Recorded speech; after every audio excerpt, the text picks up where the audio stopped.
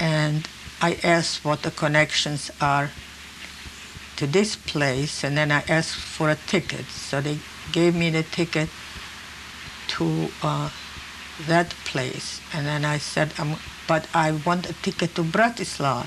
So he said, woman, make up your mind. And he gave me a ticket, and I left. And then on the way, I started to think, what am I going to tell to that peasant woman? I moved in yesterday, and what else I did, I took, when I moved in, and it was just before Christmas, she asked me, if I'm a Catholic. I said no, because I didn't know much about their thing. So I said I'm Protestant. And they had like a statue of Mary, and on a table. And I took out, she said, well, you have a Christmas gift for the child? I said, yes. And I took out, I had one outfit that he didn't use yet, so I put it there. And I said, this will be for Christmas. So now I was thinking, what am I going to tell her that I'm leaving? And I came back, and she wanted to be good to me. So she surprised me by washing everything I brought, and it was stiff on the line out. It was winter.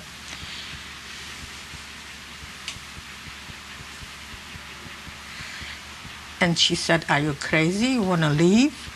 I said, I just can't be Christmas away from my husband and the child. I said, I have to go back. So she said,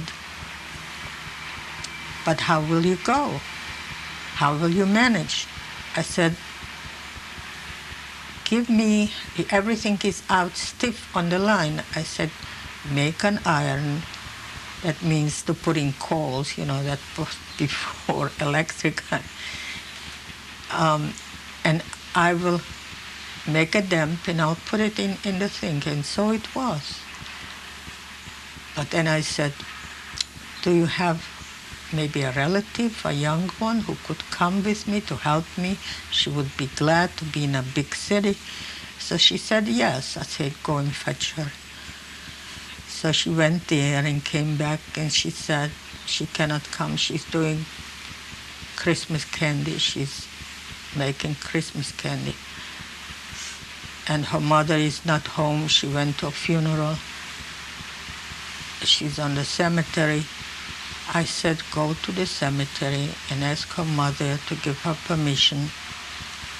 And she went, and she got permission, and she brought this girl, and I packed up, and I tried to be out of Skalica, otherwise they will get me.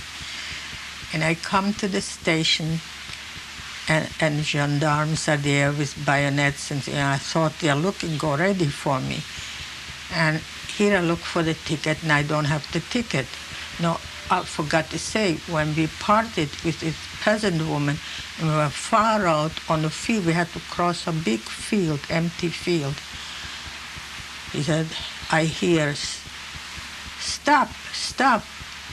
I stopped, looked back, and she was waving, so I was scared. I thought the policeman is there to get us. And then she waved again with, you forgot, and she held my slippers I left. So I tell you, you died 100 deaths. So finally we came to the station, and it was swarming with German soldiers and their gendarmes with the thing, and the train was a little late, and it was bitter cold. And finally we boarded the train. And, peasant women, they ask questions. In such cold weather, you travel with a child. And we said, we're taking her to the doctor. So I got rid of those. Then the militia came and asked for the papers. This time I showed it with confidence and looked at it, gave me back, and I arrived in Bratislava. But I lost the ticket from the carriage. No, I did have it. This was the other incident. So I figured if I get out the normal way in Bratislava, there will be plenty of Gestapos and militias to check my papers and maybe arrest me. So I went, luckily, to get my luggage, and it was in a different place. And I got out from behind the thing, and I left. We came with the baby, with that girl. When we got closer to where Paula lived, I thought it's not a good idea. If I come with her, she will find a way back, because I said I'm going back with her the third day or so. So I told her to wait on the street on the corner. I said, I'm going to knock on the door because I don't want to wake up everybody, and who knows who comes to the door. And I knocked in, and Paula's sister came, and she said, where is Peter? She was afraid, And I told her he's there on the corner, and I told her the story. So we all came back to Paula's place, and her mother was already very scared and very tired. She said, woman, what do you want from us? And Paula and her sister, in unison, they said, Mother, aren't you ashamed of yourself? Can I say it?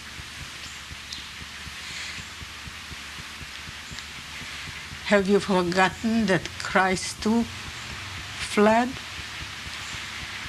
And I promised her, I said, I'm going again to Dr. Rohachkova for advice.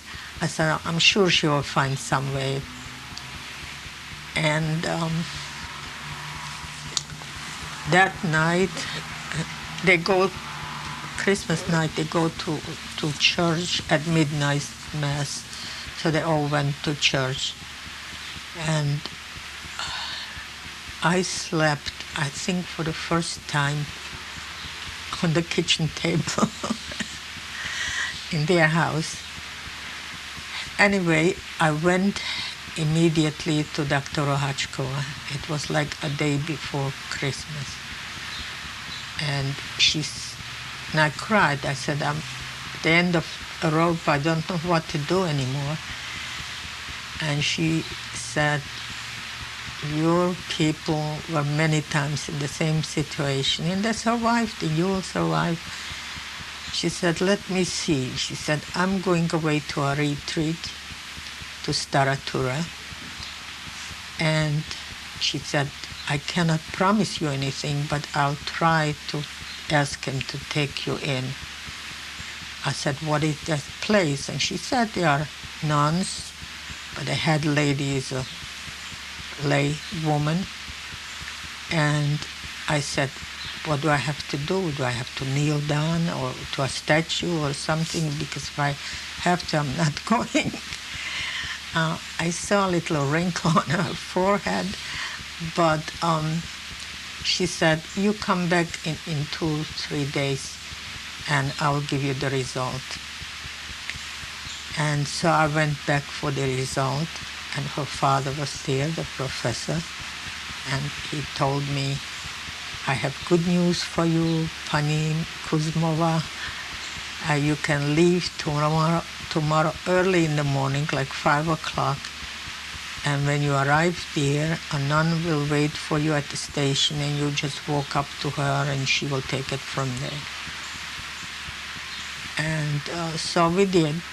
In the morning, we bundled him up and we took the train, and Paula went with me. And again, Paula was holding the baby and I would sit across from her. But the main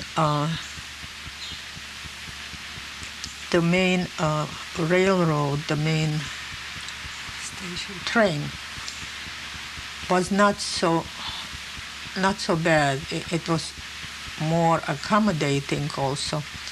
And people did not ask questions, So when we had to transfer to the local train, their trouble began. She sat on there were pews, the